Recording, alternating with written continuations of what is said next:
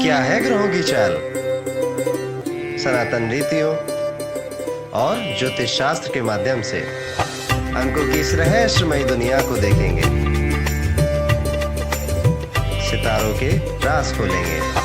Radhe Radhe. Astro पंडित YouTube channel के साथ। जब भी हमें किसी चीज़ के बारे में पता नहीं होता है, हम किसी चीज़ को जानते नहीं हैं, आप इसको रियल लाइफ में एग्जांपल ले सकते हैं। अगर आपके ग्रुप में कोई एक ऐसा आदमी है जो बहुत कम बोलता है, तो आप उसको छेड़ोगे नहीं, क्योंकि आपको पता ही नहीं है कि वो रिएक्ट कैसे करेगा। ठीक है। सो इसी तरह से जब आपको ज्योतिष का रियल मतलब नहीं पता होता है, तो आप बहुत सारे एजम्पशंस बना के बैठ जाते हो कि अंगूठी पहन लूँगा रातों रात किस्मत बदल जाएगी मेरी, या वो रेमेडी कर लूँगा तो मैं करोड़पति बन जाऊँगा। जिस वक्त आपको इसका सही मतलब पता चलेगा, आपको ये पता चल जाएगा कि आपको इसको किस तरह से ट्रीट करना है और क्या हम इससे एक्सपेक्ट कर सकते हैं बेसिकली। सो ज्योतिष इतना सुंदर शास्त्र है और इसका मतलब इसके शब्द में ही छुपा हुआ है। मैं साइंस का स्टूडेंट रहा हूँ आपकी तरह अरविंद जी। सो ज्योतिष को अगर दो भागों में हम तोड़ें, ज्योति और ईश। ज्योति आप सभी को पता होगा, light, it is a light. ठीक है, लाइट लैम्प को ज्योति बोलते हैं। ईश मतलब ईश्वर। ठीक है। So it is a tool जो हम यूज़ करते हैं उस ईश्वर के करीब जाने के लिए, उस ईश्वर के पास जाने के लिए। कॉमनली बोला जाता है आत्मा का परमात्मा से मिलन करवाने के लिए। बट ये बड़ा ही ड्रामेटिक लगेगा आप लोगों को सुनने में कि ईश्वर के करीब जाने के लिए। ठीक है।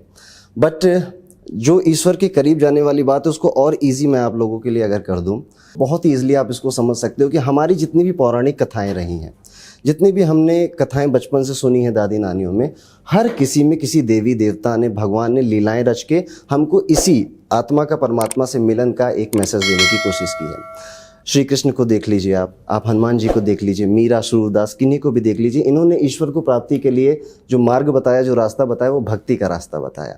वहीं पे on the other hand Ravan, राजा बाली जैसे पावरफुल पर्सनालिटीज़ भी हमारे पौराणिक कथाओं में हैं। इन्होंने ईश्वर की प्राप्ति का तरीका जो बताया वो तपस्या, तप या मेडिटेशन बताया। इसी तरह से ज्योतिष जो ईश्वर की प्राप्ति का तरीका बताता है, वो बताता है लोगों की हेल्प करना। आप किसी भी एक अच्छे एस्ट्रोलॉजर से जब भी कंसल्ट करेंगे, आई एम डैम श्योर कि वो आपको कुछ ना कुछ ऐसी रेमेडीज ज़रूर बताएगा कि यहाँ पे दान कर दिया, इस जानवर को ये खिलाना है। वो भले ही वो आपको ज्योतिष के चादर में लपेटे हुए होगा, पर वो करवाना आपसे दान चाहता है, वो करवाना आपसे गुड कर्म चाहता है। ओके। सो बेसिकली वही ये ज्योतिष ये मानता है कि भगवान को प्राप्त करने का जो तरीका है वो है नर की सेवा, और बड़ी अच्छी कहावत भी है, नर सेवा ही नारायण सेवा। सो ये है ज्योतिष का मेन कॉन्सेप्ट। ज्योतिष ये आप लोगों से करवाना चाहता है। ठीक है। अब ज्योतिष में प्रॉब्लम कहाँ आ जाती है, जब आप इसको सोचते हैं कि मैं एक रेमेडी करके या एक रिंग पहन के रातों रात अपनी ज़िंदगी बदल लूँगा। ऐसा नहीं होता है। ज्योतिष कभी भी किसी की ज़िंदगी नहीं बदलता, ज्योतिष ज़िंदगी संवारता है। ठीक है। तो जब भी आप ज्योतिष को एक संवारने का, एक गाइडिंग, एक जीपीएस की तरह अपनी लाइफ में लोगे कि मुझे अभी समझ में नहीं आ रहा है कि मैं जॉब करूँ या बिजनेस करूँ, एक गुड एस्ट्रोलॉजर आपको बता सकता है कि आपकी पर्सनालिटी किस एक करियर फील्ड के लिए बेहतर है। बस इतना ही। उसमें मेहनत करना आपका काम है, उसमें गूगल सर्च करना, एजुकेशन प्राप्त करना, नॉलेज गेन करना, एक्सपीरियंस गेन करना आपका काम है। आपको वो कोई एस्ट्रोलॉजर नहीं दे पाएगा। सो ये है ज्योतिष का रियल मतलब। आप इसको एक जीपीएस टूल की तरह जब तक लेंगे, आपका काम बढ़िया बनता रहेगा। मेरा दूसरा सवाल आपसे ये है कि बहुत सारे स्टूडेंट्स हैं, इवन मैं तो इस चीज़ को समझता हूँ क्योंकि मैं एक उम्र पार कर चुका हूँ, एक पड़ाव पार कर चुका हूँ, तो मैच्योरिटी है। मुझे समझ में आता है कि हार्डवर्क और लक दोनों में तालमेल ज़रूरी है। लेकिन फिर भी आज की जो युवा पीढ़ी है ना, वो सवाल उठाने में बड़े माहिर होते हैं। तो ऐसा क्यों? और जनरली अगर कोई भरसक अंगूठियाँ पहने हुए है, एक माला पहने हुए है, तो आजकल का यूथ जो अभी 18-19 साल का है, उनमें ये होता है, क्यूरियोसिटी होती है, और कई लोग इसको उनको राइट समझते हैं कि मेरा हक है सवाल पूछने का।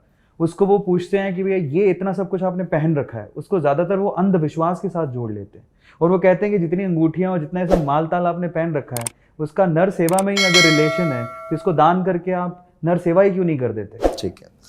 बहुत ही अच्छा क्वेश्चन पूछा। और जो चीज़ आपने कही ना कि क्वेश्चन पूछने की आदत है, मैं तो कहता हूँ कि जिस दिन इंडिया के 90% बच्चे क्वेश्चन पूछने लग जाएंगे, इंडिया का भला हो जाएगा। ओके। देखिए, मैंने पहले भी कहा कि ज्योतिष आपको लोगों की मदद करना सिखवाता है। ठीक है। आप अंगूठियाँ पहनते हैं, रिंग पहनते हैं, इसके पीछे का जिस दिन आप लॉजिक समझ जाओगे, उस दिन आप इसको करने लग जाओगे। नहीं समझोगे तो आप इसको अंधविश्वास कहोगे, ज़िंदगी भर कहोगे। इसके पीछे का लॉजिक बस इतना सा है, वेरी साइंटिफिक।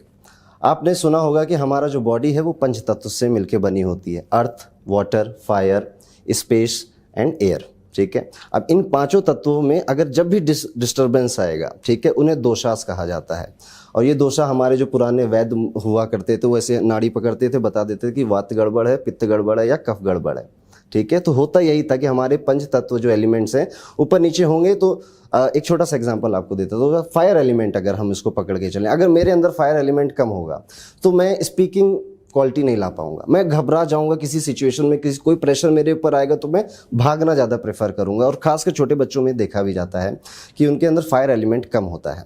और किसी के अंदर फायर एलिमेंट बहुत ज़्यादा है तो वो आपसे आंखों में आंखें मिला के बात करेगा, अपनी बात पूरी तरह से रखेगा। वो बॉस हो चाहे उनके कोई एल्डर हो, डरेगा नहीं। अब मेरे पास कोई व्यक्ति आया, मैंने उसका हॉरोस्कोप देखा, मैंने देखा कि मंगल नीच का है, मैं कहूँगा आपका फायर एलिमेंट कमज़ोर है।